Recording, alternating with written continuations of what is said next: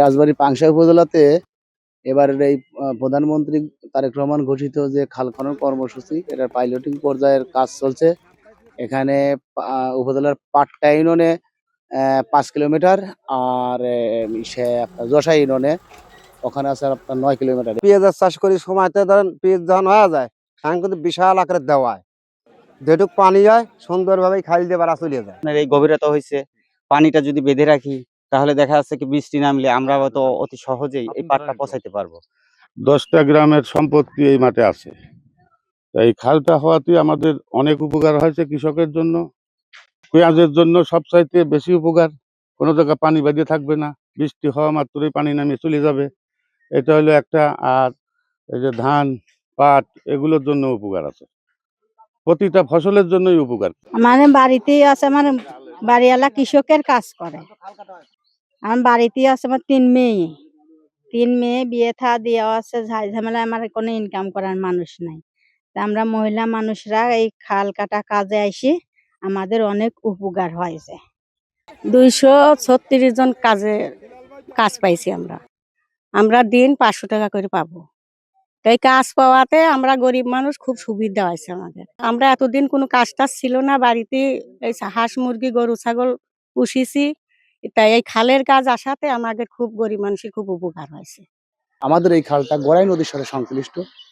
এই গড়াই নদী থেকে এই খালে সরাসরি পানি ঢোকে, পানি ঢোকার ফলে গড়াই নদী থেকে যে রেণু পোনা বিলে আসে, এটা মনে করেন পাট কাটার পরে পুরা বিলটা ফাঁকা থাকে, এখানে এই বিলে প্রচুর মাছ হয়। সেখানেও এই দিনমজুররা যারা এখানে কাজ করতে, এরাই আবার ওই সময় একটা মাছ মেরে জীবিকা নির্বাহ করে। পাশাপাশি আমাদের আমিষের চাহিদার পাশাপাশি আর্থিকভাবেও দেশ এবং সমাজ এলাকা লাভবান হবে। খাল খননের উপর যে গাছ লাগান পড়ছে, এই গাছ লাগানো আমাদের কৃষকের জন্য অনেকটা ভালো। তার কারণ মাঠে কাজে আসলেই পারে, অনেক রোদ্দুর হয়, অনেক হলো ম্যাগের সংকট দেয়, তার জন্য এই গাছটা আমাদের প্রয়োজন।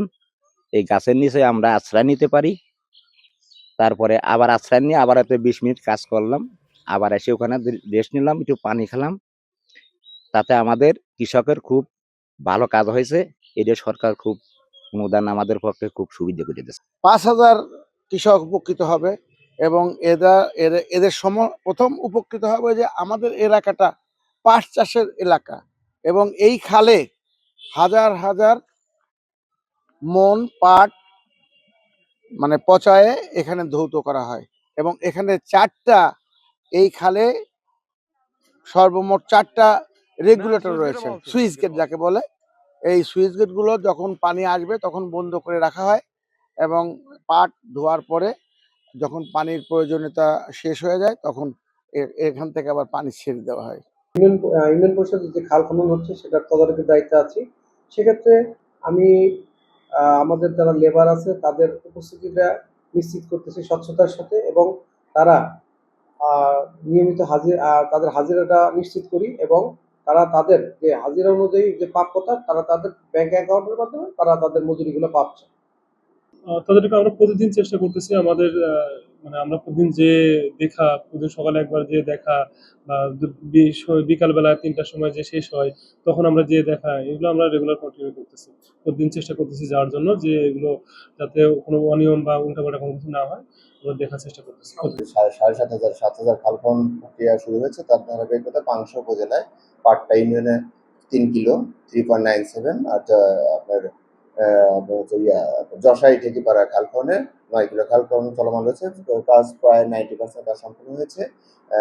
আমাদের উপকারভোগী যেখানে আছে প্রায় 736 জন, দুইটা খালে মিলে এই উপকারভোগী আমরা স্বচ্ছ প্রক্রিয়ায় দিতার আলোকে জনগণের সাথে জনপ্রতিনিধির সাথে সম্পৃক্ততা রেখে আমরা গরিব অসাধুস্থ পরিবারকে বেছে নিয়েছি উপকারভোগী। এরা হচ্ছে দিন মজুরি হিসেবে 500 টাকা মজুরি পাচ্ছে।